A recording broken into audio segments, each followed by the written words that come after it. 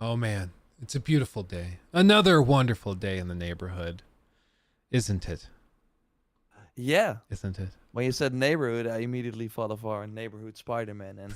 And it? speaking of this week, Joyce was, or actually we were invited to. Oh, now they are announcing a state of play just when we're going live. Tune in Jeez, dude. tomorrow, 2 p.m. Pacific, 10 p.m. BST for a new state of play focused on indie and third-party titles from around the world.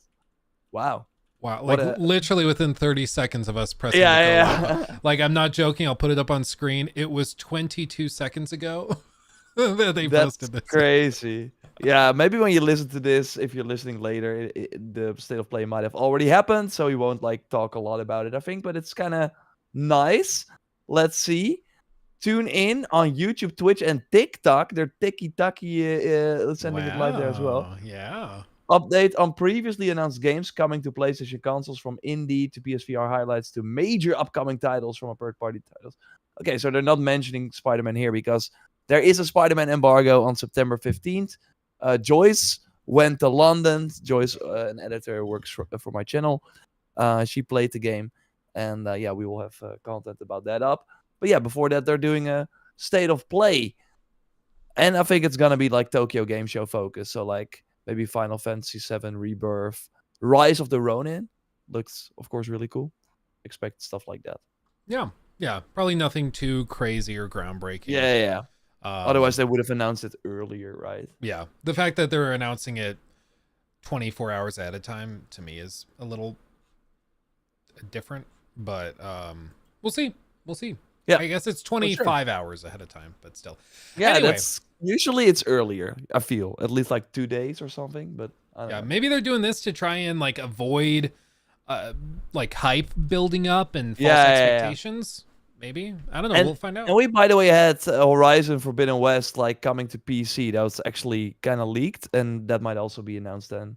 Yeah, Forbidden West, like a complete edition. That wouldn't shock me. Actually, kind of cool. And hey, everyone, thanks for joining the stream. It's gonna be a cool episode because we're gonna talk about Mirage. We both played it, and I'm excited to hear your thoughts. I watched your video a bit, but I was like, but I'm gonna spoil myself. I want to like hear the thoughts coming from your mouth, from the horse's mouth. Yes. Yeah. Yeah. It's always tough, guys, because all week long people are like, there's rumblings that there might be, play tests and stuff of Mirage, and in this case they allowed us to say ahead of time what we like, that we played it, and so we knew we had played it, but we couldn't talk about it until this moment. So it's going to be a good time. We're going to go through all that. That was a long like window between it because I had like a ton of people like, actually, dude, why are you not telling us about it? And I was like, I can't tell you like that. It was straight up 2 weeks of that's crazy. Just like, you played it, now sit on it, and it was a little weird. Sorry, my broker, we're trying to buy a house right now. My broker is like blowing up my phone, but it's gonna be a good time. As always, if you guys have questions about Mirage, feel free to put them into chat if you're hanging out with us live, and we may be able to answer those and get back to that. So it'll be good. It'll be good. Anyway, before we get into all of our topics and discussions of Mirage and some of the breaking news, things that happened in the 2 minutes before we started and in the 30 seconds after, how's your week been? How you been doing? I've been doing well. I had like a fun weekend. I've of course been very busy with the Mirage. Like I actually went to the Bordeaux studio. So I've been like, and that was like a few days after Gamescom, so I've been like on the road a lot. So it's been nice to finally get back, settle down for a bit, see some people again, and also work a lot on Starfield because it's a great game to cover. Lots going on. I do feel, and that's kind of interesting, that we're already kind of nearing this point where all of the secrets and stuff and items have already been found, which is kind of fast a week after launch. Of course, there was early access, but still. And I'm curious, like I'm already seeing like Lies of P sort of reviews dropping. I think you talked about it in a previous stream before this, right? That looks awesome. For people that might be confused as to why like your favorite YouTubers aren't posting reviews at the same time as everybody else, Lies of P has like a weird stilted review embargo. Again, Yeah. Dead Island 2 had that as well. Yeah. Like, why? I Why honestly is don't that? know. I think maybe I don't know for a fact because I don't work for IGN. Maybe they gave review codes to them early and like 2-3 weeks early, and so they just didn't want to give content creators that much time with the game, risking leaks and stuff. We all saw what happened with Yeah. Starfield. So maybe that's it, but it is weird that like IGN, GameSpot, all those guys publish their reviews, and then like Skill Up, myself, ACG, everybody else has to just wait until But you did get like the game early. yes. Okay, so that's then weird, right? I would the only thing I can think of is if they gave it to, because this happened with I think it was God of War Ragnarok. There were like 2 or 3 waves of reviews. So the first group got it like 3-4 weeks early, then the next group got it 2 weeks early, and then another group got it like a few days But before. then you got it like when the reviews were, so when the first review for God of War Ragnarok dropped, that is when the second wave happened. So it was like, so the people that were part of the second wave were never able to get a review out because they just got the game then. But now it's weird that you do have access already. I'm not sure if you already have the video, and I'm not sure what you can talk about, but like that, it's so weird to see that. Like, it's a weird like backwards thinking with like how big reviews are on YouTube. Yeah. And I'm not sure if that's the case, but are there already like videos up from these outlets? Yeah. So like IGN posted their stuff. That sucks. And it's weird because there's a handful of small websites that are legacy media, and they posted their reviews, and they have like 800 views on YouTube. But you're telling me like Skill Up can't publish his review at the same time because that's not like, he's not as viable or worth the same amount of attention. Like, it's just weird. So I really don't know what the deal is. I can't figure it out. We should all make a website, just like a random website, and then because it's so weird that Eurogamer with like a YouTube channel of like 600K, I'm not sure how much subscribers they have, but yeah, they have the website as well, so they can post their review. It's really it's like weird legacy media bias. It's just kind of strange. Let's see, Fantasy Files. I was curious why Ubisoft wouldn't let you disclose when the embargo lift date was. Also, are there rare weapons like in Odyssey? We can tackle both of those as far as we're aware. I don't know why they wouldn't let us say when we could talk about it. Do you know? I've maybe because of other sort of companies, like that they are like that it's like kind of a surprise or something. Maybe. I don't. The whole thing is like, weird. I can't figure it out. Yeah, it's weird because for Spider-Man, I can say when those previews are going to drop. So it's, I don't know. And they also switched because it was first like Tuesday 6 p.m. and then it was Tuesday 2 p.m. for like Central European time. So they like we could like post them 4 hours earlier than initially planned. So yeah, not sure the whole thing is a little weird. I will say I've gotten a couple emails that have like adjusted dates and times and stuff that is just weird. I don't know if it's just that there's too many cooks in the kitchen or what, but Dylan is saying GameRanks already post their website or their video about Lies of P, but they have a website as well. They have a website. So that's the thing is, if you have a website, you're in. I just need to make like the Jor and Luke website where we just like have like some person that we hire just post or we just hook it up to like Chat GPT to randomly like generate nonsense. Like, see, we have a website, we totally do, and then we'll be allowed to do it. It's just weird. I really can't figure it out. Normally with this stuff, there's a rhyme or reason, and I can understand it. It's like, oh, they did this because IGN is more trustworthy with a super hyped game than some YouTuber that you might watch. And we saw that with Starfield. I mean, there were pretty big YouTube channels. I won't call anybody out, but like there was one that was like 700,000 plus subs who was like tweeting out, "Oh, you're going to love this game, guys. It's amazing. Can't wait to talk about it in my review," which is in and of itself breaking embargo. Like, so I get it. Maybe they just don't want to bother with it and just leave it to the big boys, but that doesn't make sense because there's tiny websites you've never heard of that are allowed to post their reviews now, but because they're websites, it's treated as official. I really can't figure it out. But anyway, I'm glad to hear that the traveling is coming to an end and that you're getting to relax a little bit. Yeah, for That's sure. wonderful. And no travel. Like if I was going to the Spider-Man event, I would have been like on the road. Like I think in August I was more like away than actually home. So it's like Yeah. a wonder that we were still able to do a few of the podcasts. Yeah. But yeah, nothing planned now. Settling down. And how have you been? I saw people like ask about the house as well, and we will talk about Mirage in a moment. I Yeah. saw Yeah. of Yeah. course, of course.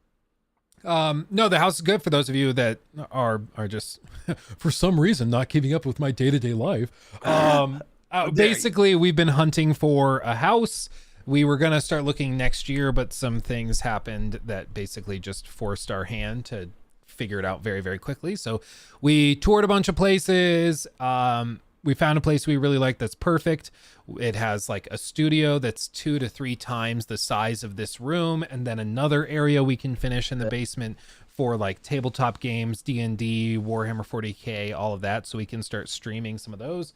The house is plenty big yard and everything for the kids. It's great, but I had it sewer scoped because that's what you should do when you're buying a house. Always have the skeleton of the house checked. And the plumber discovered a belly in the main sewer line, which basically, in order to fix it, they have to tear up like the whole driveway, part of the street. It's like a huge deal. So they quoted like $28,000 to fix it. And so naturally the seller is a little bummed, but he had his second opinion done.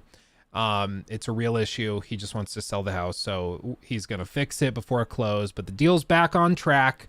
Last week, it was kind of still up in the air, but the deal's back on track. So presumably, we'll be moving to a new house / studio either by the end of this month or early next month, which is insane to think about. But what are you going to do? What are you going to do? Yeah. So things are good. Life is good. As for the gaming world, things are also just like, I think we're finally getting a little bit of just a breather. And then we're going to have Lies of P and Spider-Man, and it's going to be another kind of 1-2 punch of Cyberpunk craziness. DLC. That's going to be crazy. Mirage comes after that. Is there anything big in November? No, but Avatar is still. That's true. That's early coming, December, I guess. allegedly. So That PC trailer threw me off. I really thought it was gonna get delayed, and it's still like too quiet. But they could like do like a big campaign. We might get an email any day now where it's like, "Hey, wanna play Avatar early or something?" yeah, it's weird to me they haven't done any sort of like influencer, as cringe as that term is. They haven't tried to do anything in terms of guerrilla marketing. But it's like Disney, so they have to like go through a lot of like certification, and everyone has to be like extra certified. If you like ever been to a Ubisoft event, that's not enough. You have to be like family friendly, Disney approved. Yeah. So who knows? And I mean, they might honestly just be waiting till they finish all of the marketing stuff for Mirage, and then they're gonna hit it hard. You never know. Yeah, because after that, it's kind of like, yeah. But yeah, okay. It's time for. I want to like address one thing. We have 53 nights. Are you prepared to admit Starfield is mechanically a bad, outdated game, Joe Raptor? It was so funny to read the sort of because you of course posted the Starfield segment we did in last week's episode as like a separate video, and that Interstellar part like threw a lot of people off. It was like, I'm not even gonna listen to this guy. Like, I thought that was kind of funny. I thought it was good. Like a lot of your fans came over and they had your back, and it is really funny. There was one video we watched on stream earlier that when we saw it, everybody was like, "Oh, you have to show this to Joe Raptor, see if he'll say that it feels outdated yet." And I'll just put this like kind of on screen. I guess you can see it in the replay, but it's just a little 46-second thing that Preza Gaming Channel posted, and it's just if Bethesda made Cyberpunk 2077, and they showed it where like they walk to the door, load screen, and then it finishes loading. And then, oh, here we are outside of our apartment. Run over here, go to the elevator, gonna go downstairs, press the button, load screen. And then now you're at your car, walk over to the car, press a button to hop in, load screen. And then you're going to hop into the car. Oh, now we're in the car, load screen while you pull up where you want to fast travel. And it's like actually pretty accurate. And I think this is why like that's pretty crazy. The discussions with all of this, for me, it's just like, yeah, I think the game can be good, but it's also really outdated. And when you see them transform Cyberpunk into the same style and structure and pace, it does feel really jarring because we've seen what Cyberpunk is like without that. And I think that debate, whatever we had last week over it, was pretty funny because it was just entertaining. Yeah, I still like, of course, like I was like really into it last week because it all was new. I of course do see all the critiques, but I still think that it's still like a very special game that just does a lot of other things that we just don't see being done often. Like I can't wait to like more openly talk about New Game Plus and how that's like one of the best New Game Plus modes ever, where normally I'm like, New Game Plus is fun and you like play, of course, through the New Game Plus mode with all your gear and stuff. And then at one point you're like, yeah, but it's still the same game. It's still the same story. I would rather maybe play like a game I haven't played yet. And in this, it's like they changed quite a lot. And there are like some cool secrets with like a cool trader that just comes. So it's like, hey, I got cool New Game Plus exclusive items you can buy. It's a lot of like cool little things like that. They really put a lot of thought into it. And if you just want to do the regular playthrough, you will not even see that stuff. Or there are like some things that happen in that game. If you just do the side content, maybe 50 hours in, you will be like, what the heck? Is this also like a feature? Can I also use this in combat? That's crazy. So they're like cool. Yeah, I think it's still like a really fun game. Yeah, but I do think it's gonna be wearing off faster than we might think for a Bethesda game.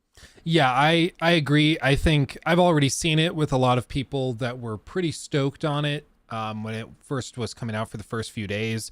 And as time has gone by, they've started reaching some of the kind of end game exploration stuff where they start to see some of the recycled points of interest and things like that. And that like running for 2, 3, 4 minutes to points of interest on planet surfaces, that starts to get a little old. So I think people are starting to like come off the high and look at it and acknowledge the great stuff, but also acknowledge some of the shortcomings. And I think that's just important because if you don't ask and even demand for the dev teams to do better and to improve certain things, they won't. I mean, Todd Howard said the reason they didn't bother with like surface to space transitions smoothly is because he didn't think their players cared about that. And I think he's right. They clearly don't care about it.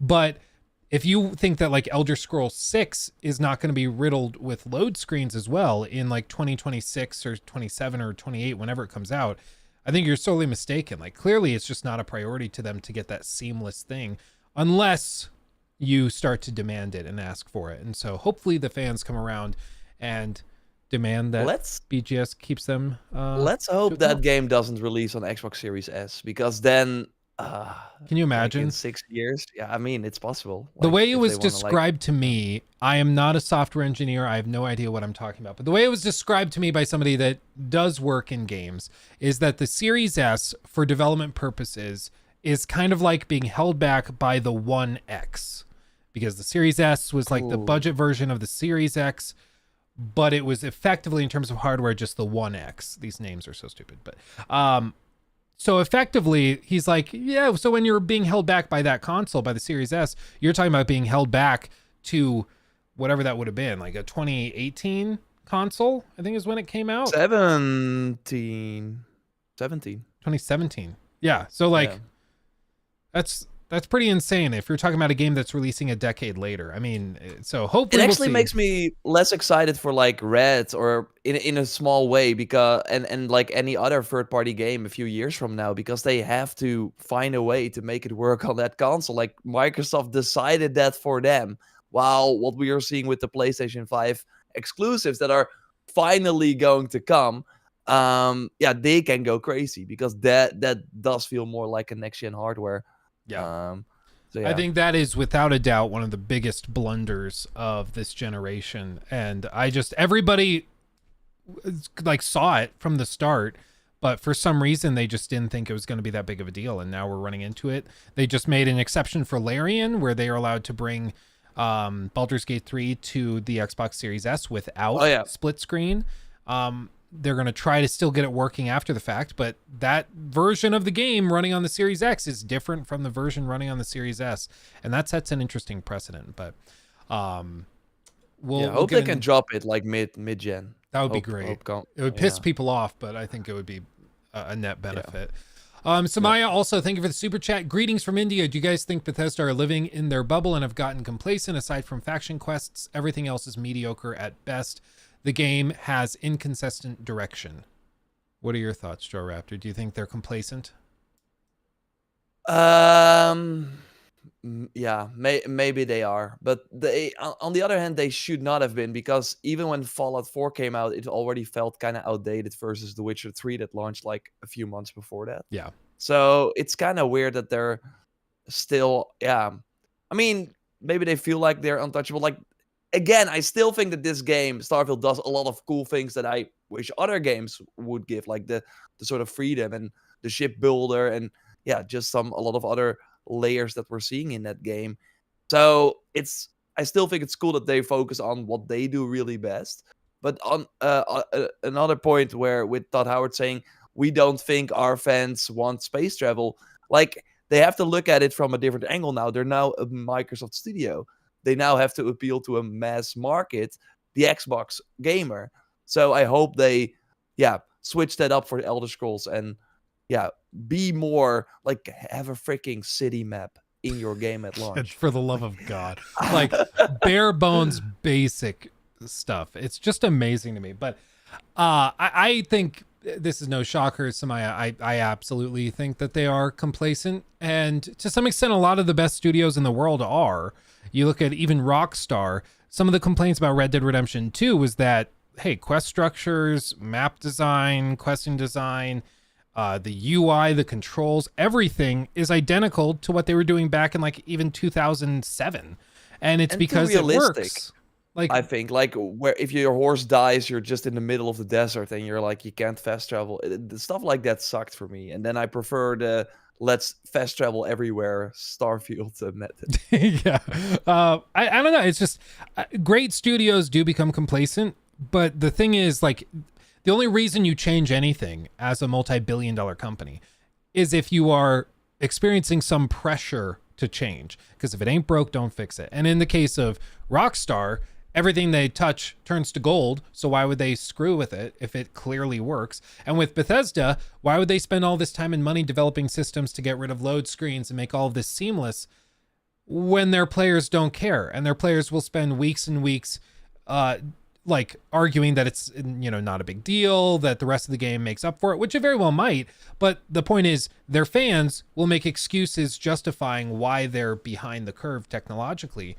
And so they just aren't going to bother with it. And with Bethesda specifically, they always rely on mods to do a lot of the heavy lifting as well. There's already people that have built city maps that have fixed like the inventory system, so you can actually tell what weapons are doing what and which are better for certain loadouts. They have all sorts of stuff tweaked already because Bethesda didn't do it. And Bethesda didn't do it because they knew the modders would. So I absolutely think without a doubt they're complacent. And I could vent about that. One more thing I would like to add real quick is I do feel that because there was like a lot of negativity with the reviews, even though they were really good, people of course focused on the fact that like IGN gave it a 7, and which is lower than like they gave it the same scores as Fallen, which we talked about before. Like that I feel that a lot of people went in with those expectations and they were like, wait, this is way better than I imagined, and then that is coming out. But I do hope that after like a few weeks, or hopefully starting as soon as possible, we will realize, okay, this is the game we got. There are some serious issues. Let's hope they address that in the future. And they already said today with their update that they're gonna like support this for a long time. And they're talking about city maps as something they're going to work on themselves as well. Again, should have been there at launch. But yeah, I do think this game will be completely different in a year from now. So that's at least Nice. It's going to be interesting. It's not every day we get a game that comes along that has everybody's attention captured. So that in and of itself is an achievement. Yeah. And then Fex, transitioning us into our titular topic. In Yeah. numbers, how would you two rate AC Mirage? So let's say if we're trying to rate it 1 out of 10, what was your experience with the game like? Granted, everybody, we only played a few hours, so it's not like we have the whole game Let's to go do off of. the Metacritic prediction afterwards, because we were like really on point with Starfield, where we Yeah. both said like around the 88, 87, and that's where it started. It now is at 84 though, so they did decrease that, and we also have like another like that you can like throw in there later. Oh yeah, from Nerd Rich. Yeah. Let's see. And let's see. I saw your AC Mirage video. I just have one question. During the video, you said the game is still in development about some of the issues you saw, but isn't the game gold, meaning done? That's a good question. We'll circle back to it. Okay, we'll circle back to it. But I want to first answer Fex's question, just because that's going to come up when we talk about some of the like AI and stealth stuff that came up. So we will circle back to that. Thank you. Isn't it fun to like discuss our feelings first and then give it a score instead of like doing the other way around? Or should we like? Oh do the yeah, score we could do that. We could do like that. like tease a bit. Yeah, Like well, I think that's maybe the way to go. And in terms of the gold question, that's right. I do think we were obviously like when they make these builds, they're obviously like a few weeks or ahead. So or like behind the current version they have. So I don't think it was maybe the gold version that we saw. And they still have like a lot of work to do for like the day one patch, yeah, and stuff like that. and just to be clear, like my understanding is gold typically means content complete. It does not mean it's like being polished. printed. Yeah, It's like it's gonna get printed on the disc. So when you buy the disc, you're gonna get that version. But then usually it says, "Hey, download the day 0, day 1 update," stuff like that. So there's a lot of polish that can happen between going gold and when you actually get the game. Yeah. But just to discuss our kind of overall feelings towards it, I thought it was almost precisely what I was looking for. I felt that it was a good return to form. While, you know, going in with proper expectations is important, this is not going to be AC Unity revamped. It's nothing like that. It is a game made with all of the Valhalla tools, all the Valhalla animations and everything, but they've done a bunch of tweaking to heavily encourage stealth above everything else, to encourage more intentional movement instead of just running forward while holding A. They want you to kind of play with the parkour a little bit more.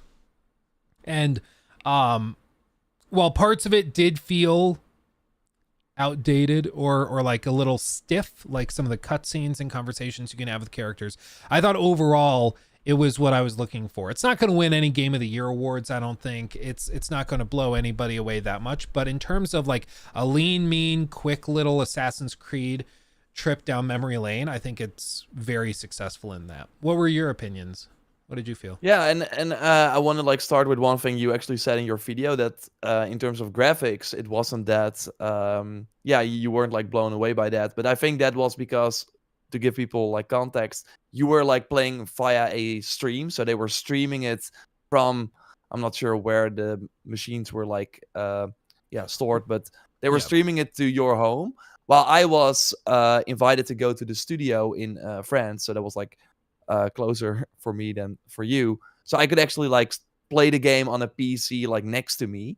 And it was really, really pretty. Like I do feel it feels like that jump, like a bigger jump from Valhalla. Just to So clarify, when I said that in the video, like obviously I wasn't critiquing the game's graphics based on like compressed video coming to me.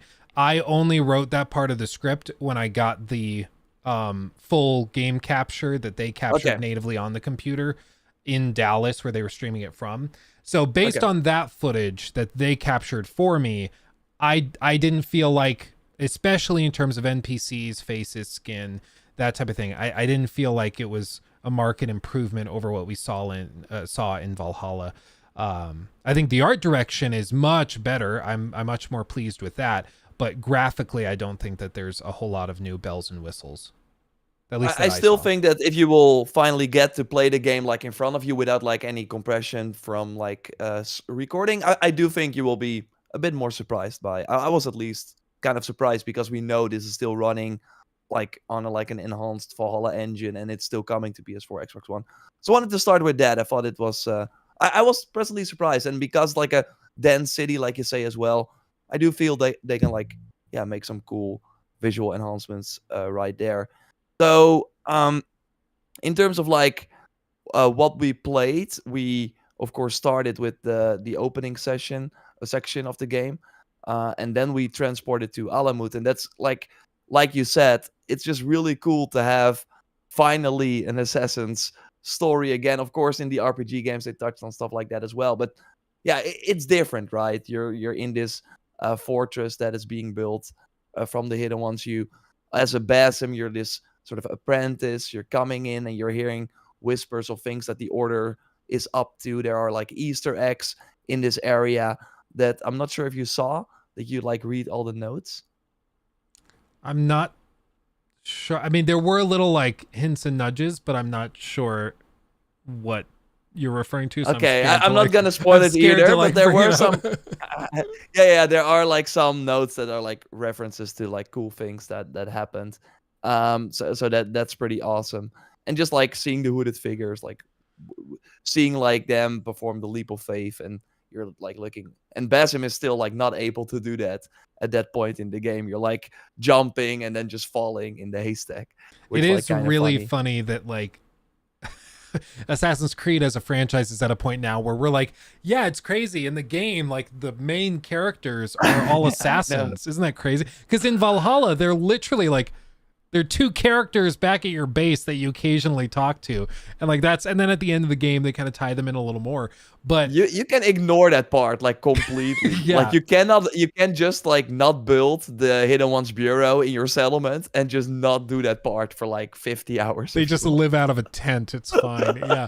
It's so funny that's where we are. But in terms of the tone of the story, how did you feel that was? For me, I mentioned in my video, I believe we kept it in, we might have trimmed it out, but at least in my notes I said that I felt the sections that I saw were pretty stiff and a little dry. It didn't feel like there was a lot of contrast in the characters and in the dialogue and everything was super brooding and serious. We have to get here and there, and I thought that could get a little old over the course of a 20-hour campaign. But what were your feelings? My surprise and kind of takeaway was immediately, damn, I don't like this Basim. I loved him in Valhalla. He was like this mysterious character. Obviously, like he changes over the course of Mirage, and in Valhalla he's actually a different person. But when you see him like get off that boat at the start of Valhalla, you're like, I want to know more about this guy. And then of course later on in the story you have this campfire scene where like that was one of the best moments in that game. And yeah, you learn way more about him, and like it's just really, really cool and mysterious. And obviously, I'm not gonna spoil Valhalla for people who haven't finished it, but there's like way more going on with this guy. And in Mirage, obviously he's like way younger at the start, but I don't know, he really lacked that sort of. He was like really trying to be cool, and he felt to me as if the dialogue was written like no one would say that out loud or something. He was like really, it really felt like he was performing this character. And I also feel like Roshan, of course, I'm not sure what her name is, but like a fantastic actress who's of course doing that role. And I even thought like some of the NPCs that Basim talks to, it kind of makes it extra clear that for whatever reason, Basim is like, I just can picture him in the studio talking to a wall, delivering these lines instead of like being like talking to someone else. And I don't think we've seen like a lot of that in our videos because it's just not a lot of fun to like show you a scene or something.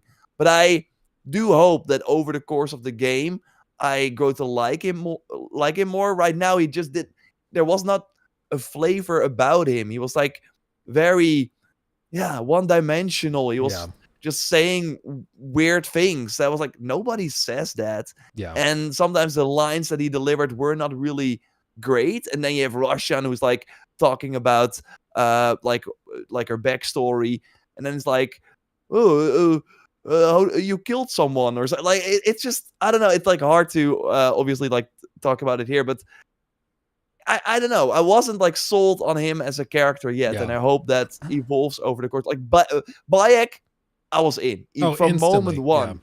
Yeah, and here I'm like, who is this guy and who is he trying to be? Like that was kind of my take. I agree, and maybe in the context of the full game we'll get it and it'll all come together, but it feels like whether you look at the Fry siblings in Syndicate, or you look at Bayek in Origins, or I mean many, I think Connor is probably the only other character that's perhaps as dry, but this time around it felt just there's no other way to put it, just like you said, myopic, dry. It felt very one-dimensional. We are assassins and we kill people and fight the order, and that's like there was nothing else. There's very little personality that I saw. And he had like a huge vocabulary for this guy who's like a street thief. Like he was like saying words, and I was like, what is he even saying? It's like, oh yes, they're clearly pontificating what they should do next. Yeah. Like, bro, you were eating out of a dumpster 10 minutes ago. Like what? So yeah, I agree that that's something I am hoping is remedied with more exposure, and once we see more of it, we'll get it. But as of right now, my impression of the story was like, I like the theme, but the minutia and the individual conversations, I'm really not digging. It's the opposite for me of Starfield. Like, yeah, or Valhalla. Yeah, exactly. And in Valhalla, it was like, okay, this game is 100 hours. There are like the amount of dialogue that is there is insane. So even though it was part of the main story, that's of course the biggest flaw from Valhalla, that we had to do all these story arcs. But it at least was like, okay, I get that this story arc did not get the same love as this story arc where we actually are with Basim and have some cool motion capture cutscenes, etc., etc. But this is like different. Like I'm used to these like these older Assassin's Creed games to have a lot of motion capture or like cutscenes that look like very human, like, and just that are very well acted. And right now there are these moments here and there that we saw, but overall you're still having those same, I'm standing still and I'm talking with my mouth like this conversations. And then the hand gesture. Yeah, the same hand gesture as Eivor. And then when you're like angry, you're like, bro, like it's always the same. And it's like, sure, for these RPGs, I get it, but I wish they would have improved it more for a game that is very narrative focused. Well, and for me, I mean, just because it's pertinent to me, it feels like another step back, kind of like what Starfield did versus Fallout 4. In Odyssey, they had a really cool like cinematic camera for conversations, and I thought it looked really good. Their animation system worked really well in that. Valhalla, they walked that back almost entirely, and then in Mirage they've also walked it back almost entirely, and it feels really weird because now they just kind of mainly do the thing where like the camera is spinning on a pivot around the two characters talking, and it just feels way worse. And I don't know why they traded that off or cut it, because it was one of the best things about Odyssey's conversations and side quests and stuff is that they all had the same production value as the main story quest lines, in terms of that little element. But who knows why. But let's talk about some things we actually liked, because we're pretty I mean, I still like left the demo and I was like, give me this full game now. But I just do think what you also said, that you have to set your expectations right. Like you have to go in expecting this to be I said it in my video, a beefed up Valhalla DLC that's not really doing it justice, but in some cases it feels like that. There are a lot of elements that we saw in Valhalla, like small UI things. The cat animation is the same when petting a cat. Mm-hmm. The pickpocketing is the same as the advanced assassination, where you like do the quick time event.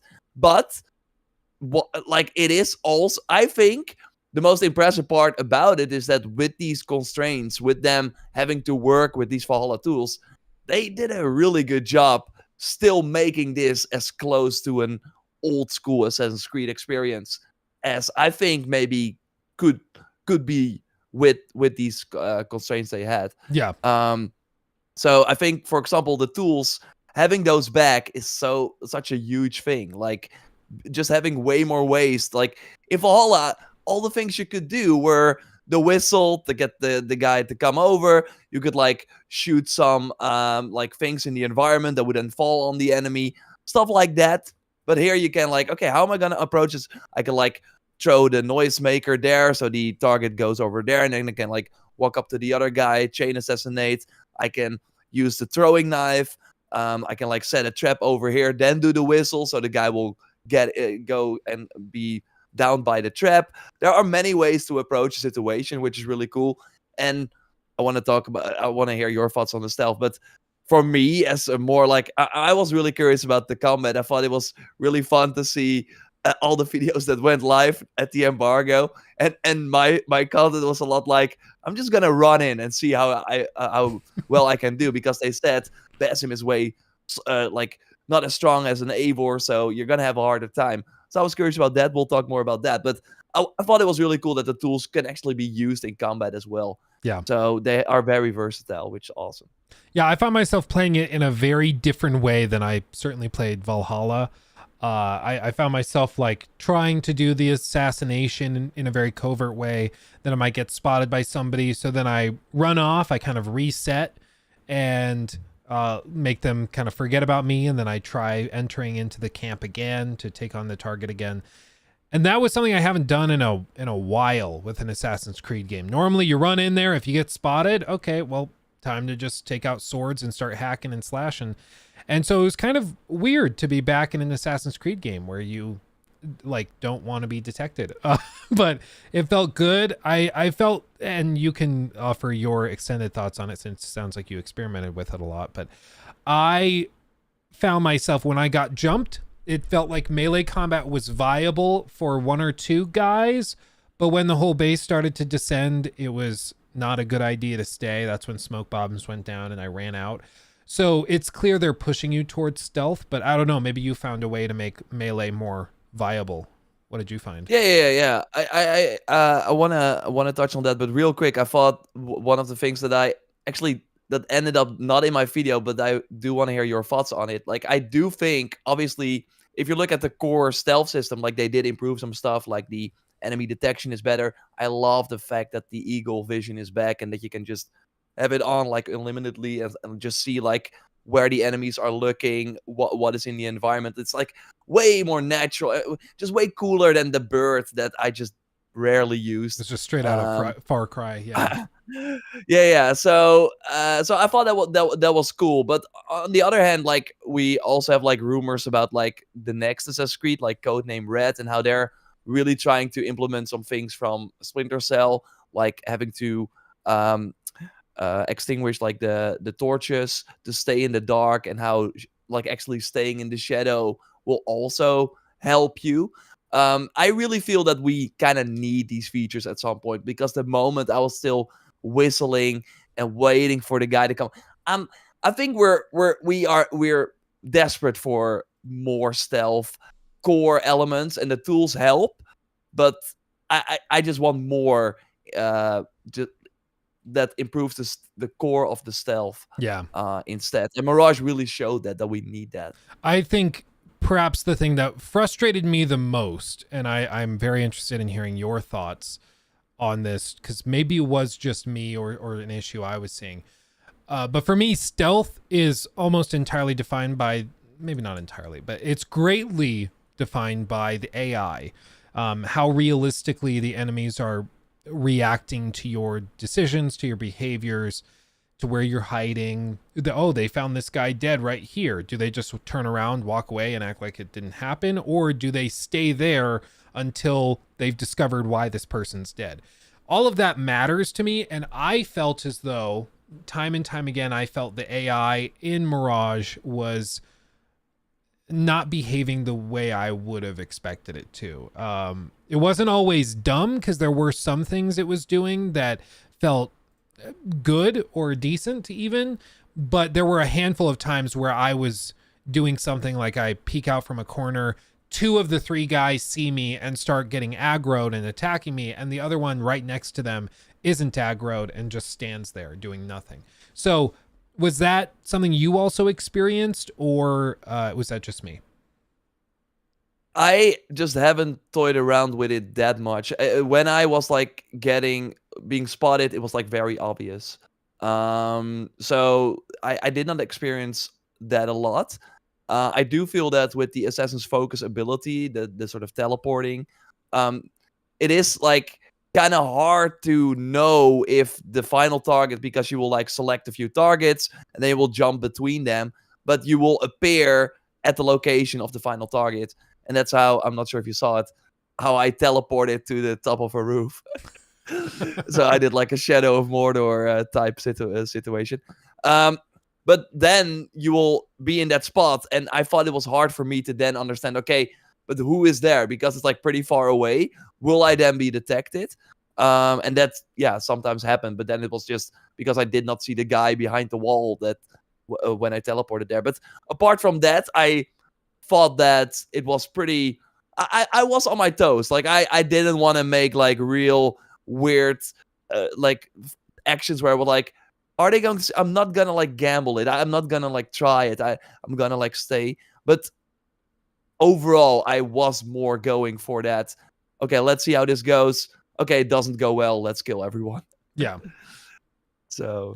And we'll see. I mean, the reason, going back to I believe it was Nerd Rage's or Nerdridge and his super chat asking about polish and things like that. For me, it felt like probably a technical issue with the AI behaving so strangely, because other times they did not act that way. All of them would get aggroed once one was aggroed, and kind of the whole base would be detected or would detect me.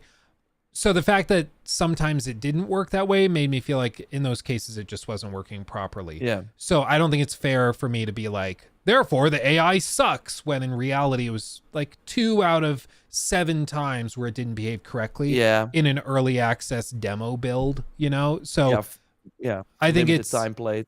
Yeah, limited time played, and it's also, like we said, it's a build potentially even before they went gold, but certainly before they've finalized like day one patches and improvements and stuff. So it very well could improve. We will just have to see.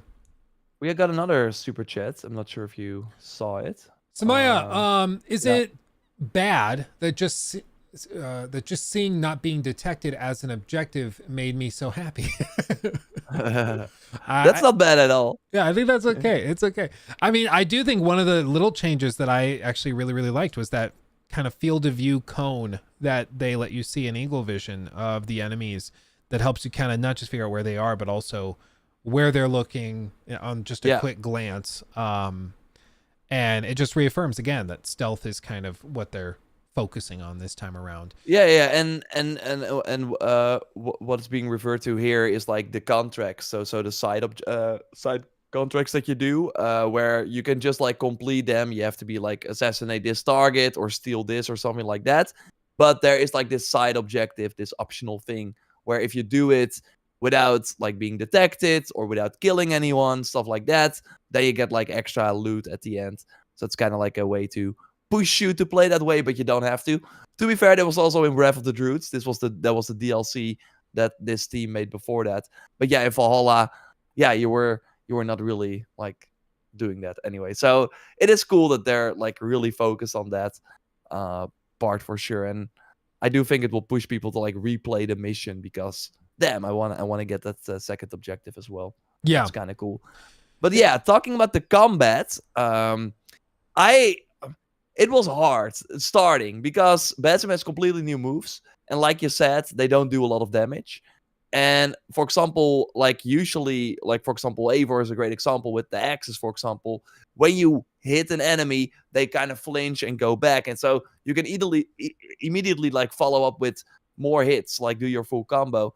In Mirage, very often the enemies will just block your attack or will be in the middle of an attack. And maybe the heavy attack, I wasn't able to like try that much, but the moment you like swing your sword and the enemy is in an animation or just doing something, they will just keep doing that. So you have to get out immediately. So I was like, okay, maybe hitting 2 times, dodging away. And what I really found is that the tools are kind of OP. So there's, for example, this enemy that you can only attack from the back, and every assassination is a one-hit kill, apart from one enemy that I will touch on in a moment. But yeah, fighting this brute guy 1v1, you have to be smart. You have to find a way to get behind his back, and one of the ways to do that is throw like a noisemaker, or because noisemakers have like effects that they can like put fear into an enemy so they will run away or whatever. So they can just walk up to them and assassinate them. And I actually found that throwing the smoke bomb in the middle of a group has you able to assassinate everyone in that smoke bomb for like a few seconds. So you can like take out 2 targets. They all get kind of stun locked. Yeah. Yeah. And they're like, coughing and stuff like that. And also you have the lost known position, of course, again. So okay, that is where the enemies will start looking, and you also know, okay, I can hide now and I will probably be fine.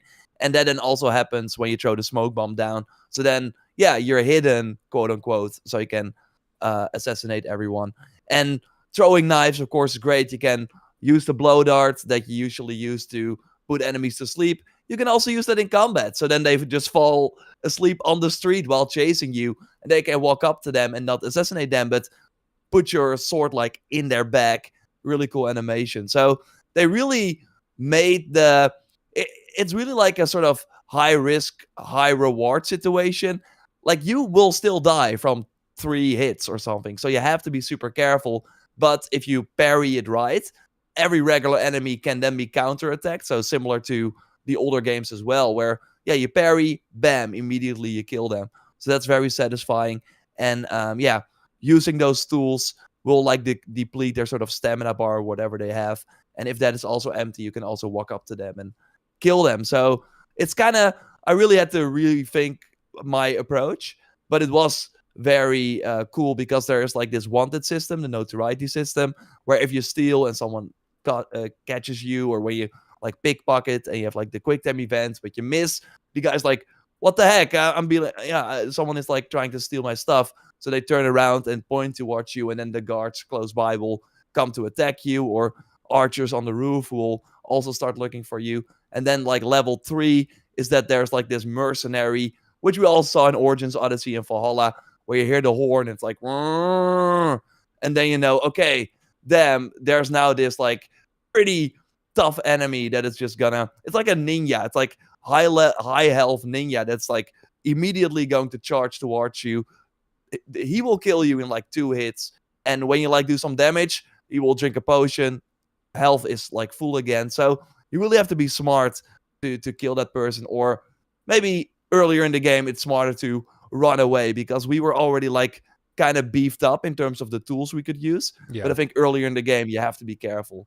So I thought the combat was actually kind of surprising, but I do think that for a lot of people, and especially early on, it's smart to avoid it, because it's gonna be hard to survive. Yeah, I agree. It's all told, I think the combat system, the melee, has been revamped, is a weird word for it, but it's been adjusted because they clearly want you to focus on using your tools and the stealth. My feelings were the same as yours. I feel like most of the tools are really OP, especially the smoke bombs, which, I mean, you throw those things down, you can get away with literally anything.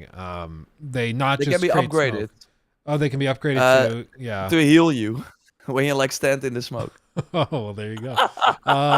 So we'll see how the balance works, but my feeling was with those smoke bombs, after the first couple of missions that we did, or objectives we did, I felt like these things were pretty broken. So I started trying to find ways to take down targets without using them, because if you do use them, I mean, it's literally just chuck it, boom, pop, they're stunned, assassinate, leave, boom, pop, stun, assassinate, leave, with very little dynamics there. Maybe there's characters that will be highly resistant to it or something. Yeah, I hope so. But to be fair, I thought that actually like spamming your tools, like you only have like a limited amount, and maybe when you start the game you have even less than what we had. Yeah. So I thought I actually saw that I was like running out of tools all the time, because I was using them a lot in combat. And then one blow dart to put one enemy to sleep. If you only have like 5 of these like darts, then you run out of them fast. So I was actually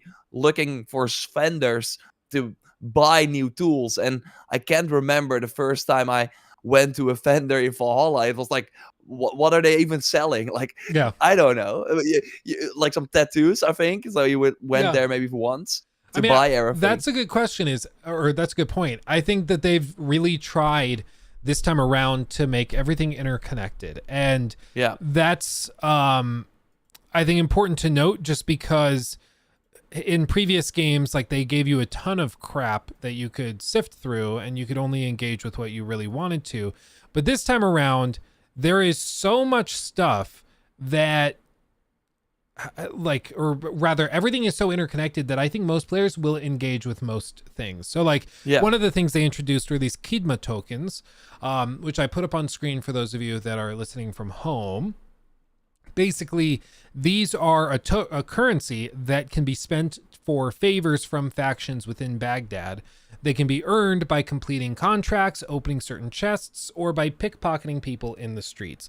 Now, these are what you will use to, like, pay off a merchant to get information, or to get a special item that you want, or to be able to recruit mercenaries to create a distraction for you and things like that. And initially when I saw it, I was like, oh, that's kind of underwhelming. I need another currency to do stuff. That's lame. But then the more I thought about it, I was like, oh wait, no, this is how they encourage you to actively participate in the side content while working through the main story. You could still just blast through the main story, but you're not going to have access to any of these other cool things, like recruiting people to help you, paying off vendors, stuff like that. So to me, it feels like same thing with having limited tools that you go to vendors to resupply at. Also with these tokens, they're trying very hard to create a game where most players engage with most of the systems over the course of their run, and are going to vendors, are doing side missions, completing side activities to get these tokens. And I think that's actually a good thing. It'll be refreshing to play with everything the game has to offer without getting a headache. I do want to say though, because, and that's also where that side contract I talked about. So in every, like, Hidden Ones bureau, you have this contract board where you can go to and then do these contracts where you, like, have to assassinate someone and then remain undetected. So if you also get that second objective, you get more tokens. So that's nice. But what I found though, I'm not sure if you tried to steal a lot in the Mirage. Like, every time I saw a citizen where I saw, like, the pickpocket prompt, I was like, sure, only cost me 1 second of my time. And I was able to, I haven't put it there, and I'm not sure. I think we're not going that long on Mirage yet, but the black box mission. So I was able to buy the hairpin that you have to buy for the black box mission. Don't want to spoil too much, like, in terms of who the target is or whatever, but and that was because I was, like, stealing all the time. So I was, like, swimming in money. I was swimming in tokens. And I did not do the side content. So I am curious if they will still tweak that. Because right now, it's insane what you can get by just every time you see a pickpocket prompt, blip, blip. And, like, it is the QuickTime event, you can't even turn it off. You can go to the menu and be like, I don't want to do the QuickTime event. And then it's just probably press the button, get the loot. I mean, I'll say is I intentionally did not pickpocket everybody that I saw, because I was trying to, like, role play as a good assassin boy. Fair enough. And then when I reached that point, because basically, guys, there's a point in this mission we played where you either need, like, 150. You're a robber. Yeah, you're a robber. You're a thief. Like, you either need 150 of the currency in the game, or you need one of these tokens. And I didn't have those. So I went around and then started looting boxes. I started looking around for chests. I started hunting down ways I could get that without robbing innocent people in the bazaar like Joe Raptor. So I think they probably can balance it. I think that's a good point. Maybe make the spawns for pickpocketing much fewer, or make the payouts less so. But either way, I mean, it was an interesting change that seems designed to encourage you to either be a filthy thief or to engage with side content. Yeah, you're right. You're right that it's like if you role play, and that's cool. That you like. I'm of course always looking for the quick like I'm The way to already break thinking in it. videos, Yeah. right? Like get do this for unlimited money and stuff like that. So I'm already thinking in those things, and I was like, what does this game have to offer? I'm gonna try everything, kill the mercenary that is hunting me, see what that does, etc., etc. Buy everything that I could. Like there was like a really cool outfit you could get from the vendor that I was able to buy because it was like 500 coins, but because I was stealing, I easily got it. So yeah, it's like interesting, but I hope it doesn't like ruin the economy where I have like a lot of these tokens that you otherwise get from side contracts, and I'm like, I'm still gonna do everything, but you don't have to anymore, and that would suck. Then it would be like, okay, but why would I do this side objective when I can just rob 5 guys on the street Yeah. and then get the same reward? So I hope they look at that and maybe not give us tokens from. Yeah, that's kind of weird that you actually get those tokens from robbing people as well. Yeah. But maybe they do that because otherwise they had to make sure that there were enough tokens in the game, etc. Yeah. But hey, black box mission. I wanted like that's maybe the final thing, or let's see how it goes. But I'm curious what you thought of that. Like that was of course kind of the so of course in the game you try to find clues, you help people that know stuff, and then you eventually work your way through this sort of order menu to get to one of the main targets. And when you're finally ready with like a lot of information, you're like, okay, the main target is gonna be here at this location at this time. I'm gonna be there as well. And then we played the bazaar mission. You have to like look for clues to figure out who this target is, and then in the end assassinate them.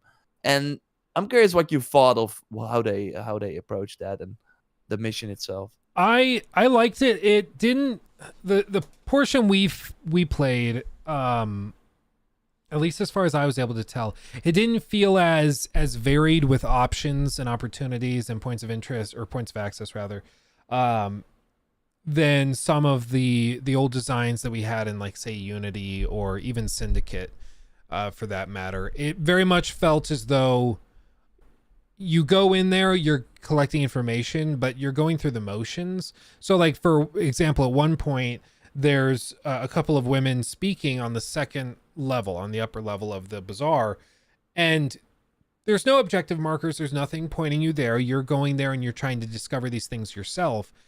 But at that point, I didn't know where I was going. I didn't know what to look for. It just said collect information, so I was just walking around, and I happened to stumble on them just walking up the stairs and hearing them discuss this. And I sat down and listened to it. And I thought that was a really cool moment. But I do think for some people, they will find that type of thing frustrating because they will give you a bland, broad, just find information. And a lot of people are going to be like, okay, but like where and how? And the answer is you just kind of have to wander around until you find the thing and kind of stumble upon the thing that has the information. So I think maybe I was missing something. Maybe there's a way that you can figure out that they're up there, and maybe, that could be a good place to look. Or maybe it's just that I haven't played the game before, so I wasn't playing it the way the game was expecting me to play it. It could be something where after just a few hours of Mirage, you're kind of accustomed to looking in those nooks and crannies for information, and it will feel second nature to you, and it won't be a big deal at all. But it did feel like an adjustment to how a lot of games handle it nowadays, which is just objective marker, go there, exactly. They leave a lot of it up to the player's own discovery, which was both cool and I think some people will find frustrating as well. Yeah, I totally agree. For me, I thought that was actually like you had to get used to it, but then eventually, you were kind of like looking for the orange icon, and I do think that just walking around the bazaar, they have placed some things there where, yeah, like you said, you hear something or whatever. Like there's this merchant who says, "Come, check my stuff from the east" or whatever. So oh, maybe the hairpin that this target that we want to kill, yeah, wants Yeah. to buy. Maybe he knows more. But my kind of issue was that they like usually in like the black box missions you mentioned, there were multiple ways to go about it, and it always felt like when finishing those, with like I wonder what if I did get the key from the cathedral or whatever. What if I did climb all the way up instead of stole it from this guy? Like, what if I did the other thing?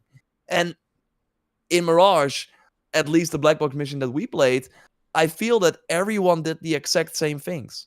There Yeah. was nothing pointing me to look elsewhere because, again, you don't know really where you have to look. So obviously you're going to look in the sort of busy area that you're like standing in front of. But maybe there were things, but they, were not like really highlighted or whatever. Or the other thing is that there's just nothing else. That this was the way this mission was intended, and that you kind of have this idea that there might be more because you're finding things here and there, but that this is kind of it.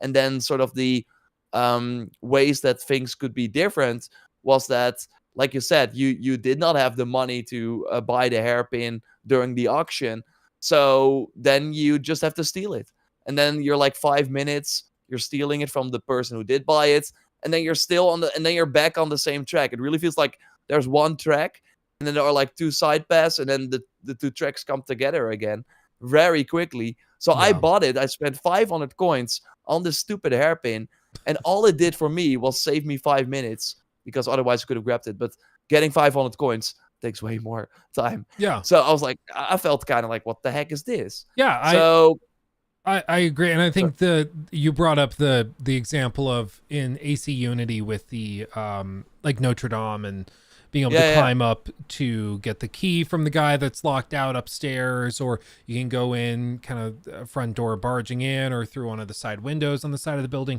and that's just like 3 points of entry. And maybe it is the case. I want to try to be like not conclusive with this, because maybe there were ways to do it that we just didn't find. I haven't heard any from other people that played it. It seems like everybody, like you said, played it the same way. But that for me was something that was a little disappointing, and maybe it's just this one mission that we experienced, but I would hope that with such a stealth focused approach to this, that they would have more ways of taking down targets, gaining entry to areas, because as of right now it does feel like, okay, yeah, you paid off this person but not this person. It ends up the same way, but it was technically different. So we'll see. And there were like, we had to get entrance to like the sort of lair of like the sort of building that the target was in, and I don't think there was like a window open or something you could have also used. It was very clear that we had to talk to this guard to get a token to get inside. Or otherwise, and if there were more things, I just don't think the game does a great job of showing you that. So I do think that, at least in the first playthrough, everyone will likely do the same thing, because that's the most obvious in a sort of world where we just don't have like a lot of options. And that also what you just showed for Unity, for people that are listening, like, you see at the start, you see the opportunities that you have, and I miss that in Mirage completely. So something like that would have been cool as well. So I hope for the other black box missions it's more fleshed out, but it really gave me Siege of Paris vibes, and I was kind of scared for that, where they were also like, the black box mission are back and there are so many choices. The first mission was great, had even, in my opinion, more choices and things that could go versus what I played for Mirage. But then the other ones were also really one-dimensional, and I hope they can surprise us with that. Yeah, we'll see. I mean, like we've said before, normally at preview events they show the best that the game has to offer. So if we are finding this lacking already, then that's potentially concerning. But we've also seen other situations where companies put out an entire demo for a game that cost $200 million to make, and the demo is so bad people cancel their pre-orders. So you just never know. You never know. Yeah. I just know that, and like I went that far already, where I said I'm not expecting it, and I'm still like not expecting it. Like I've been like burned before with this sort of talk, where they're like, there are multiple ways to do it, and then you figure out it's just not that deep. So I hope I'm because they wrong. come back and they're like, well, but you paid off that guy instead of this guy, Yeah. so it was different. And I asked like Sarah about it, like the narrative director. I asked her what were the other options, and she just could not say like anything that was like where I was like convinced that there was more. She talked about that. Yeah, oh, you bought the hairpin. Well, if you don't, then you have to do something else. I was like, awesome. And then I talked to someone at the event, and he was like, yeah, I just like stole the hairpin, and then we did the same thing. So, oh, that is what she was like hyping up is maybe not the right word, but giving me an answer to like that. Sure, there's more stuff. That's why I'm kind of concerned, but we will see. I like to round it out though with our scores that we of course wanted to give at the end, and then like let's give our personal score like after playing it, and then what we think the Metacritic will be. I think that could be fun. Want to go first, or should I? Ooh, lots of pressure. I think for me, I would say that like my experience with it was, setting aside technical restrictions of like having it streamed and stuff. I thought it felt good to play. It felt like a game that I could enjoy for 15 to 20 hours. A game that I'm looking forward to, especially at a decreased price. I think that is all great. Yeah. Like I said at the top, I don't think it's winning any Game of the Year awards. I don't think it's gonna blow anybody away in a massive way, but it'll be a good kind of trip down memory lane. And in that pursuit, I think it'll be successful. So like where I would put it, like my time with the game probably was like an 8 out of 10, just because I was really enjoying going through it.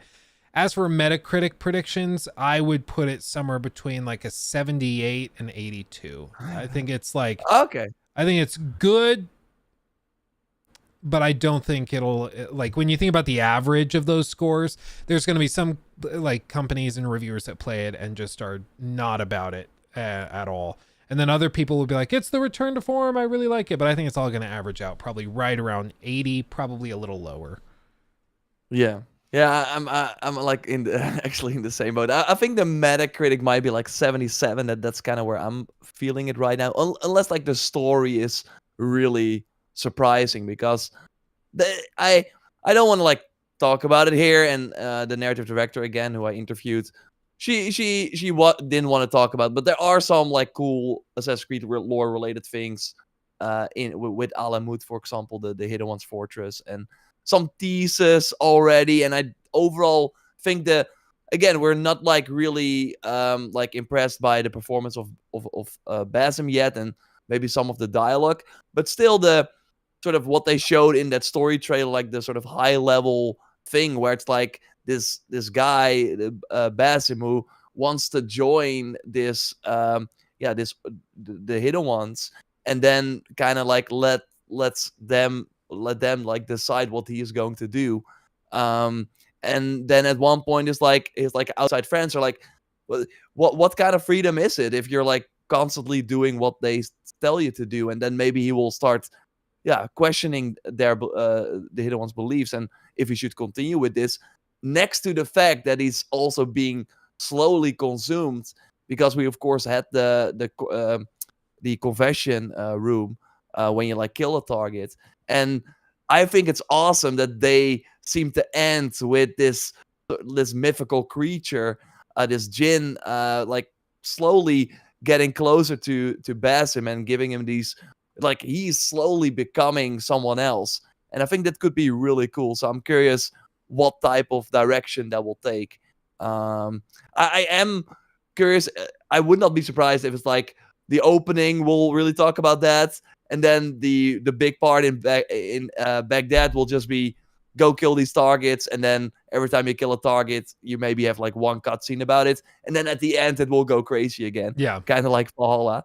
But I do think that could be what maybe elevates this game more than just the cool back to the roots title. But I would say my experience was also an 82. I did like the combat a lot. And my expectations are now, it was really what I expected, but the tools were way cooler than I anticipated. I was like, only 5 tools, but because they can be upgraded in multiple ways, because they have multiple uses, because you're constantly like, okay, I'm not gonna use the tool here because I might need it later on. So I think that's what I really missed in the RPG games where you were like, all the abilities are on cooldowns. I'm just gonna run in, heal myself, use your harpoon to throw everyone off. Like you were like a god, and now you really have to like, think of it in a different way, which is exciting to me. Yeah. So we'll see. I think we're both generally positive. There's concerning things that maybe they'll improve, maybe they won't, but we shall find out.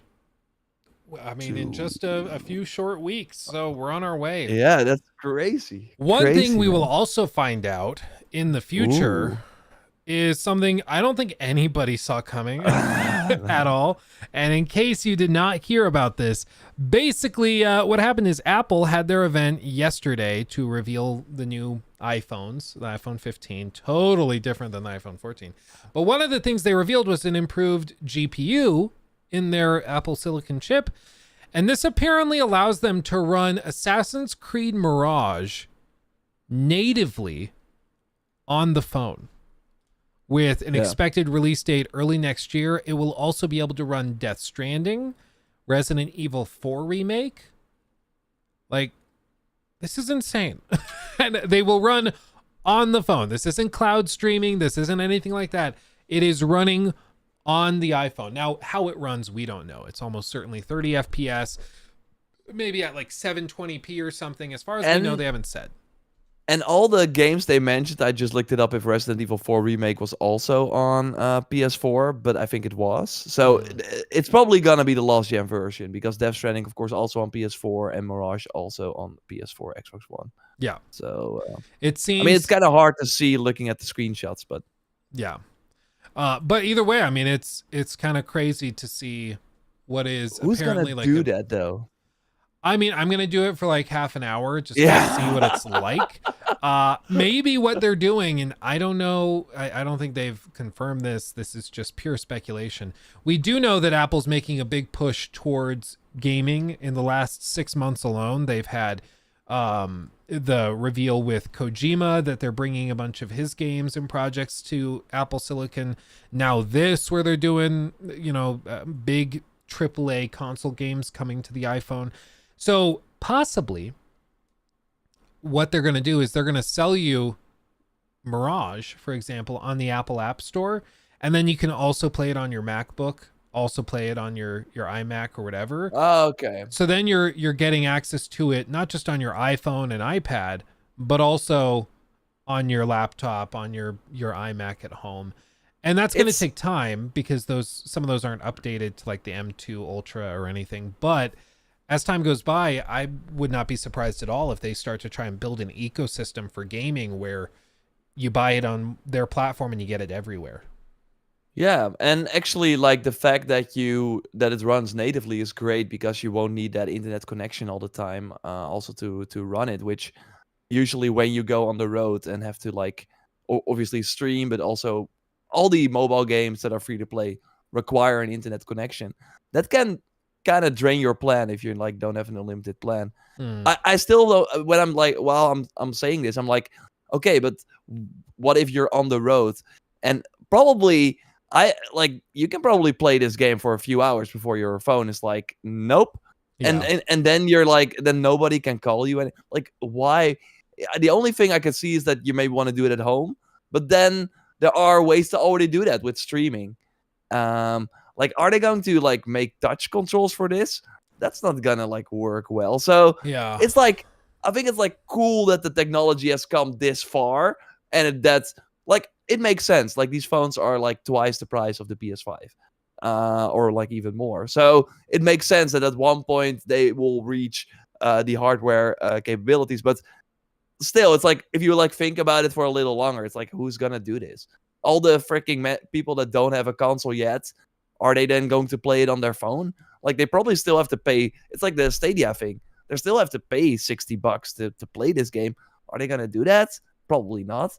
Like then they probably would have gotten a console to play this like at home for like a better experience.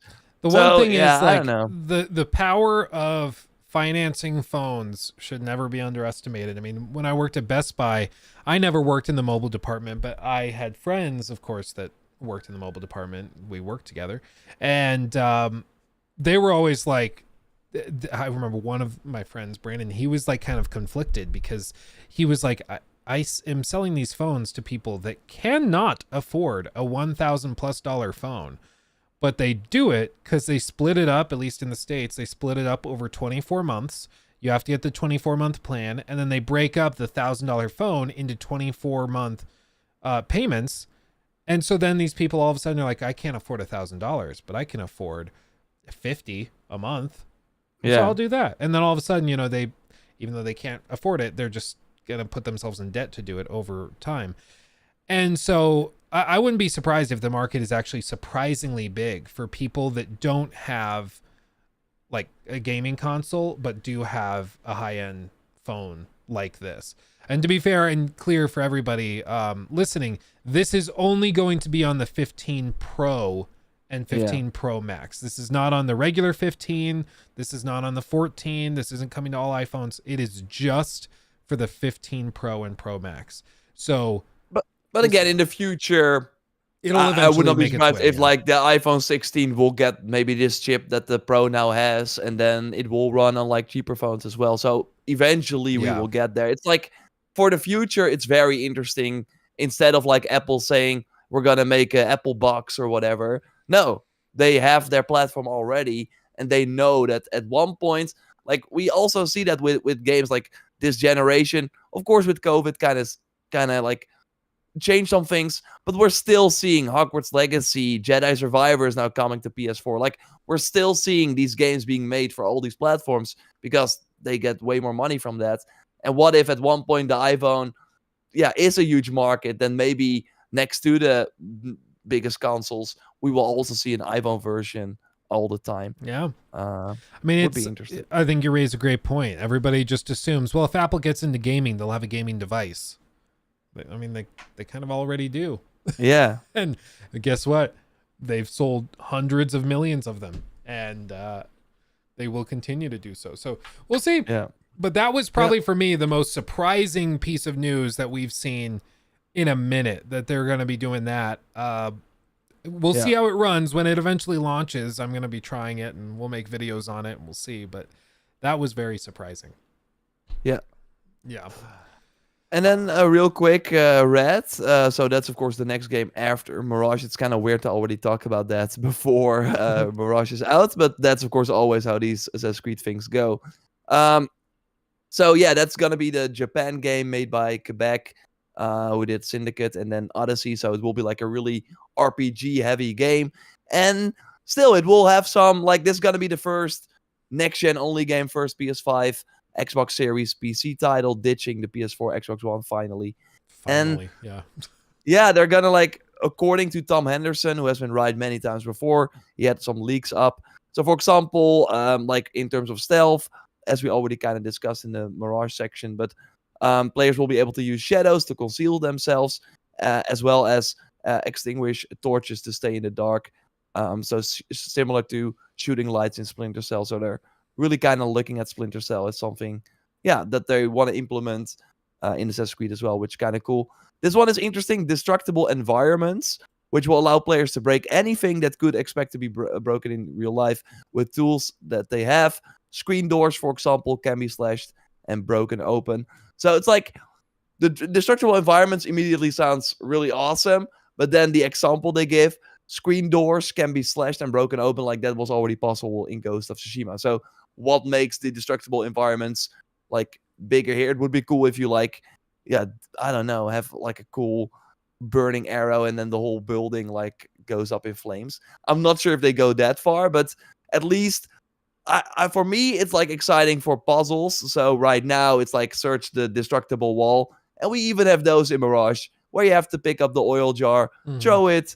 I'm over it. So if in Red they're like, there's a chest here, but there are multiple ways to get it because you can like dig a hole here or whatever, that would be kind of cool. I'm not sure if they're going to do that, but yeah, I mean, it's interesting. It does, the more they describe it, the more it sounds like Ghost of Tsushima, but with the Ubisoft spin Yeah. on it. But I mean, that's not necessarily a bad thing. I love that game. I mean, but when did Ghost of Tsushima launch? Was that 2020. 2020? So 4 years is probably a quick turnaround time. I mean, maybe we get a sequel announced next year, but it would be Yeah, really announced. funny to have this and Yeah. Ghost of Tsushima within like a 6 months period, which is not actually that far out of the question. No, it's not out of the question, but I thought it was gonna launch like 4 years for a sequel seemed possible. Like that was the plan for Horizon as well before they, of course, like with COVID, had to delay everything. And Ghost, yeah, came out at the start of COVID, so they were kind of hit as well. And they, of course, did the Iggy Island DLC. Yeah. So like a year after launch, they made the PS5 version, etc. So I still think they're like, and of course, with like Sony's slate, I don't think they have to hurry that much. And yeah, the next game is gonna be massive, but I don't think it's gonna hit. I think they would have announced it already if it's gonna hit next year. Probably. I But think so too. yeah, Probably but I announced do think next we will year. have that. Yeah. So Yeah.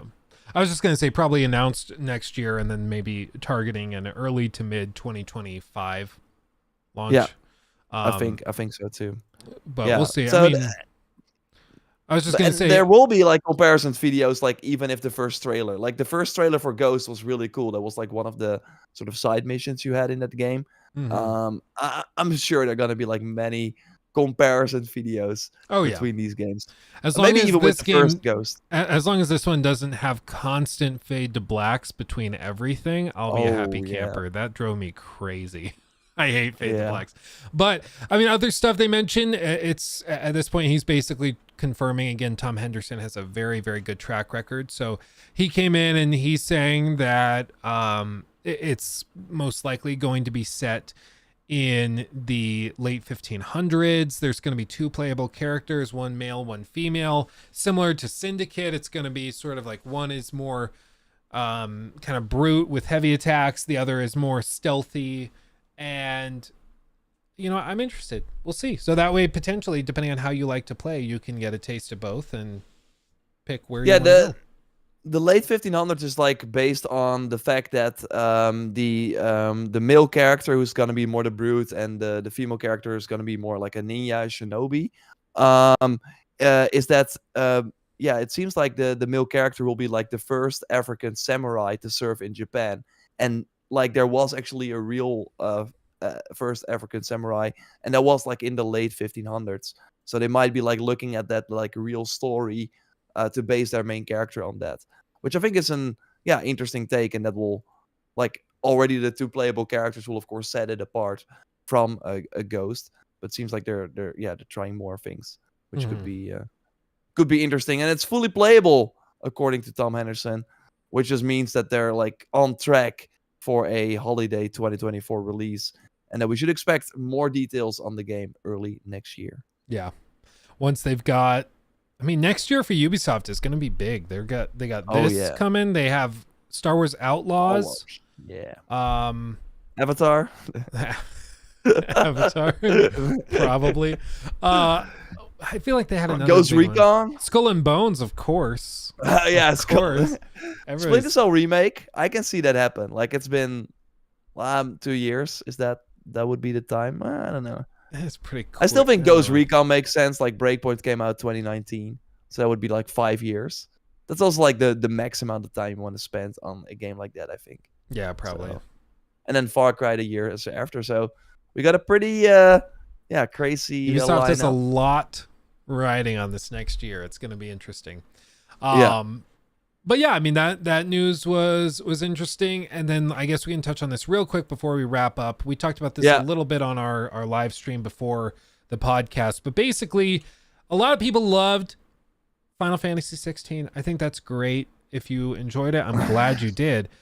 But whether or not you enjoyed it, for Square Enix, the company behind it, the game was just not what they wanted it to be in terms of performance. As a result of its kind of mediocre launch and a lot of other stuff that happened both before and after Final Fantasy 16, their stock has dropped 30% from its peak earlier this year.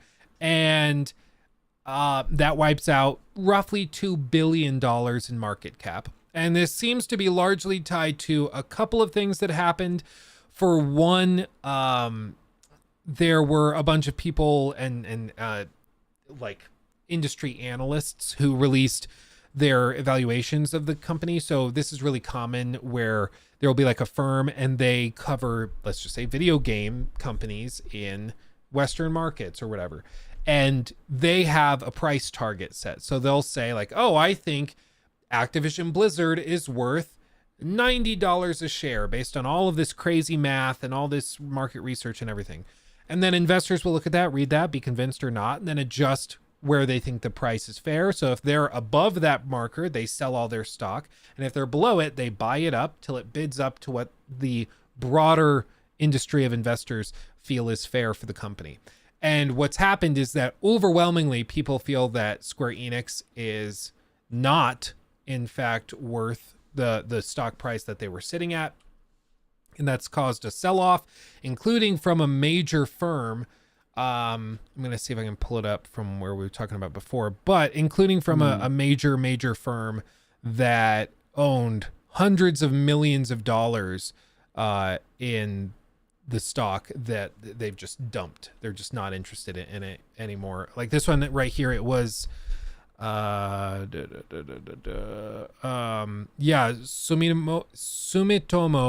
Mitsui Trust Asset Management Co. They slashed their holdings in it, causing a bigger sell-off as well. And when you compare the stock performance compared to Capcom, who's their kind of direct competitor, or at least has been in years past, Capcom is running away with it. They're only up to the moon, baby.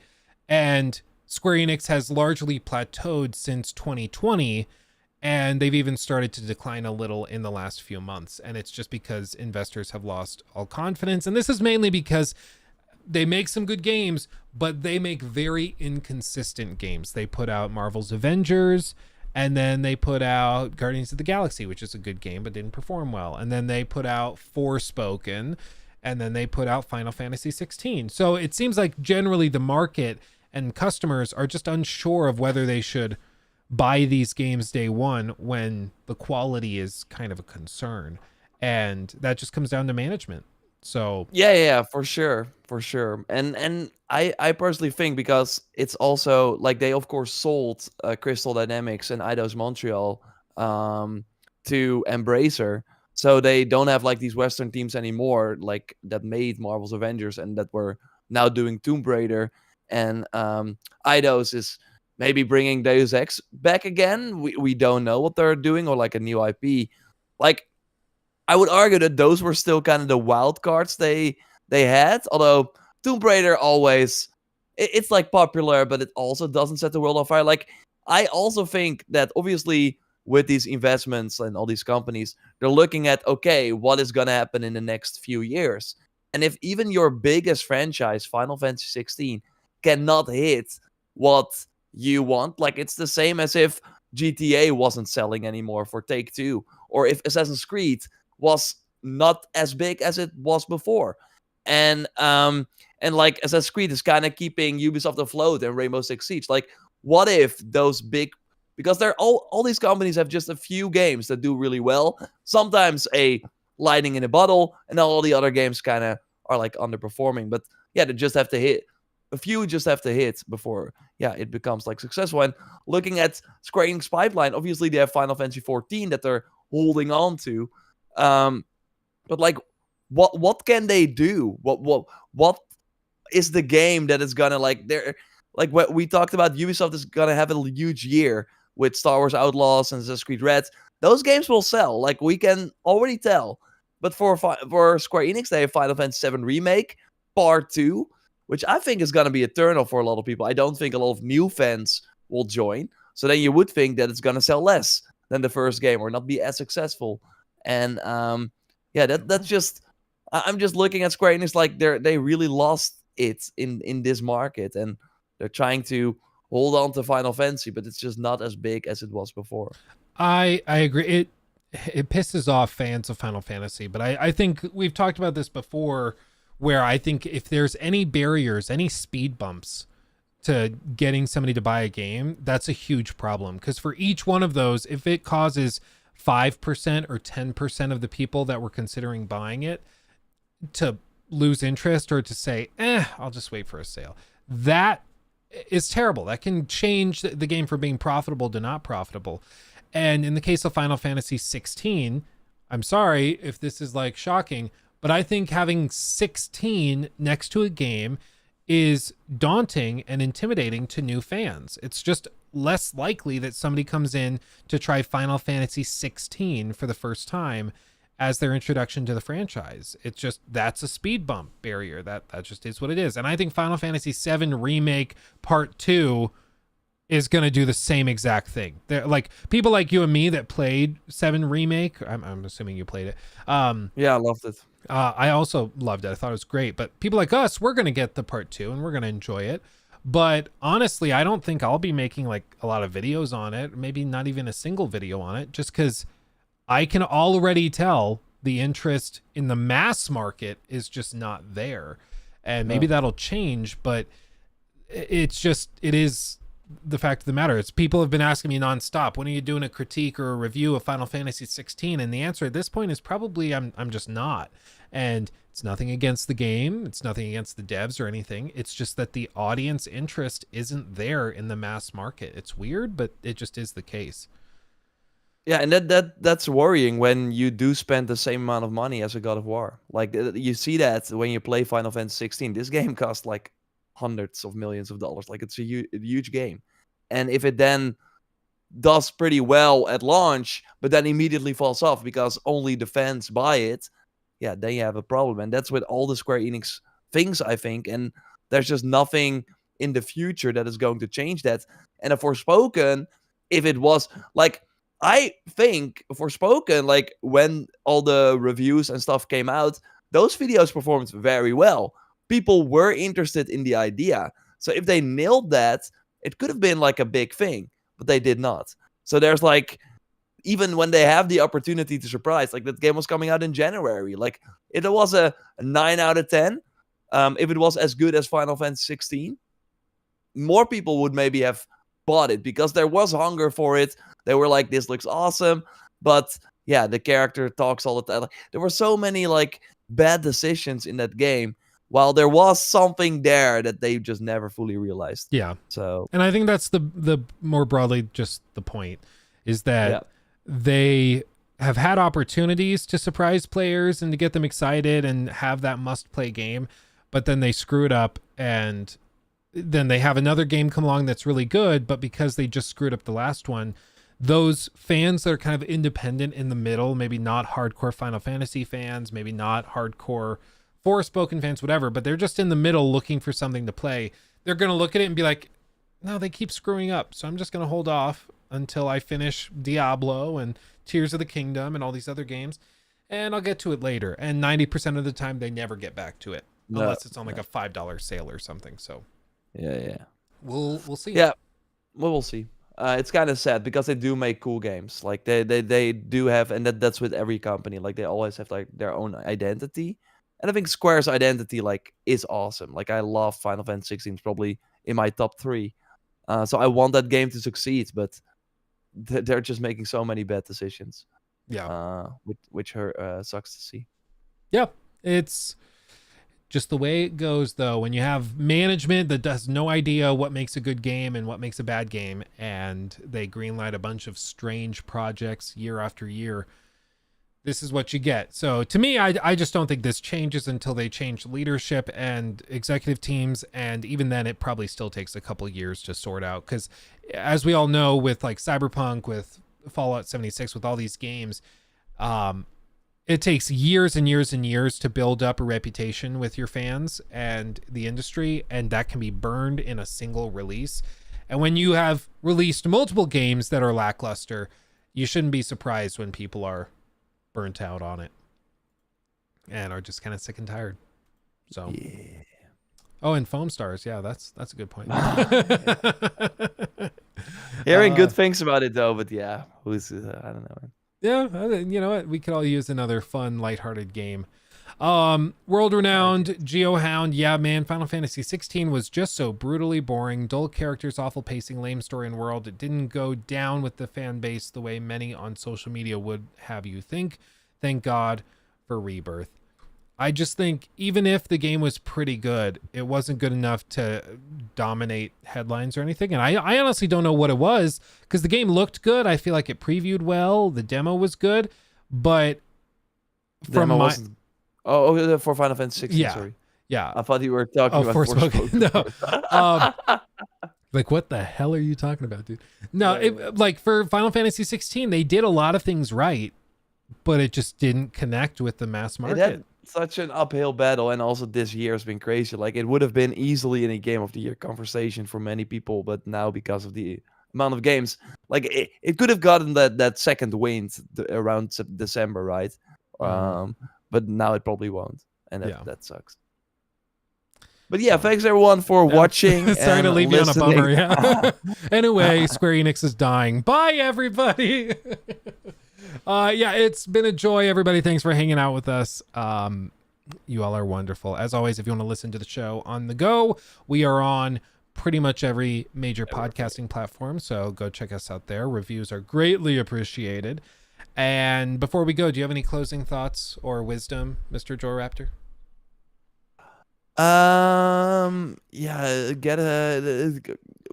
Prepare yourself, because we're still like in this crazy period where there are gonna be a lot of games. So yeah, 2023 is a phenomenal year for gaming. Whether some of these games lived up to the hype or not, whether you feel like they've gotten the credit they deserve, we can all agree this has been a great year to be a gamer.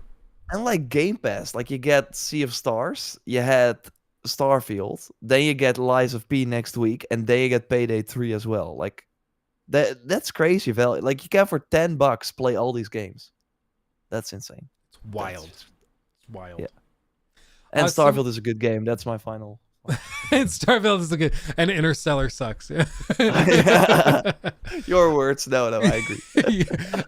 It's my real quick, sorry. Sorry if I missed this one earlier. Can you do missions in Mirage non-lethally, meaning only killing the targets, the assassination targets, not anybody else? Yeah, I mean, of course you have to assassinate the assassination target, but as for like the process of getting there, I think in most, if not all of the missions I played, you didn't have to kill anybody. No, the black box mission was actually like a lot of talking and eavesdropping and stuff like that. So there were like only in the final encounter you could kill some people, but you could also just like run away. So yeah, I think you might be able to. Yeah, I think in the major black box mission, I only killed the target. I didn't hurt anybody else. I'm not sure if you can like go for unarmed though, because then you can also like knock out everyone instead of killing them with the hidden blade. But I don't think you maybe can. Oh, it's a good question. I haven't seen that option. Yeah, that's a good one. Good question. Anyway, thank you everybody for hanging out. Much love. Stay safe, everybody. We will see you next week. Probably with Lies of P impressions, discussions, and everything. And it's going to be joyous. Much love, everybody. We'll see you soon. Hugs and kisses. Bye-bye. Goodbye.